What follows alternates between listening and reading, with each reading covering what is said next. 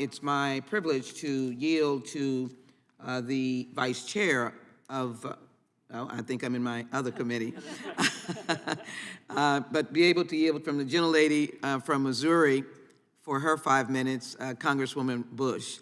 I've given you 2 vice chairs, but I'm delighted that you're the vice chair of the crime subcommittee. So you're recognized for 5 minutes. Thank you so much. Thank you. St. Louis, yes. St. Louis and I thank you for this important hearing.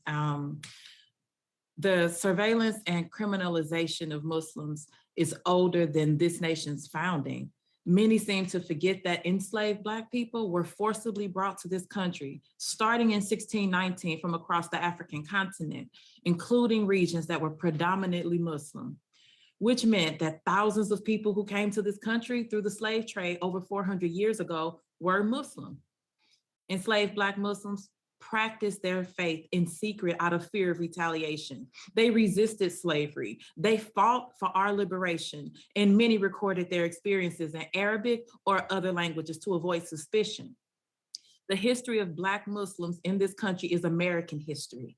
And I sit here as a congresswoman and lawmaker to say our history will not be erased. Our history, including the history of mass surveillance of Muslims, and that extends much further than September 11th to the targeting of Black nationalists in the 1920s, and then the Nation of Islam by the FBI's COINTELPRO. Surveillance, intimidation, and targeting based primarily on the perception that Black Muslim Americans in pursuit of Black liberation somehow pose a threat to society because of their religious and racial identity. Today, Black people make up 20% of our country's Muslim population and are facing surveillance and criminalization. In documentation that was recovered from the New York Police Department's mapping and surveillance of Muslims, American Black Muslims were included in the list of ancestries of interest. Ms. Suara, can you talk about the impact of post 9/11 policies on Black Muslims?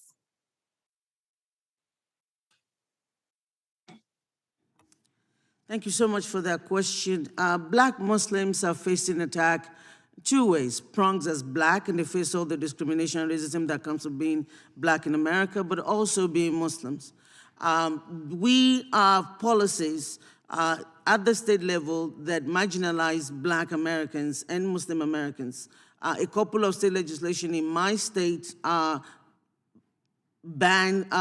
talks about indoctrination in schools, talks about no-go zones that are not existent.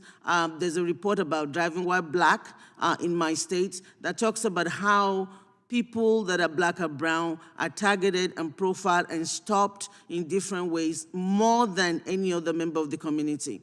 And because of all of that, I think when I talk about this discriminatory policy, I always look at it from what it's doing to our children that are born here, that are citizens here, that see all these things being thrown against them, that see their government telling them that they do not belong or they do not have the same right. So a lot of policies, as a Black American, as a Muslim American, tells me that I do not belong, tells me that I do not belong in a space with my other colleagues, and that is very discriminatory. So a lot of them, there's a lot in my statement about examples of some of those policies that we've had at the national and at the state level. Thank you for making that very clear for everyone. Thank you so much. Professor Alam, can you talk about the ways in which surveillance against Muslim communities is used to target other communities and protesters more generally? Representative Bush, I'm not certain if you meant Professor Wadia or myself. Yes, to you. Thank you, Representative Bush. There are several connections to be made across surveillance of other communities.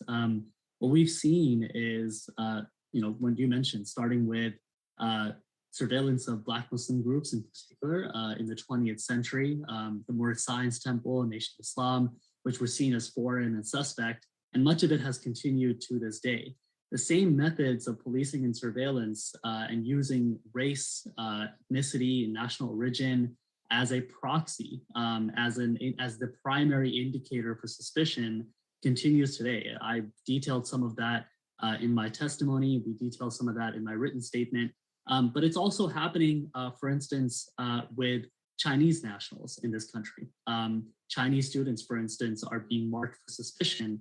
And that's something that we've worked on, and we've worked persistently to actually dismantle that entire system by which the federal government essentially uses its policing and surveillance powers to mark communities on the basis of their race or national origin, and seeing them as suspects simply on those bases. That's happening across communities.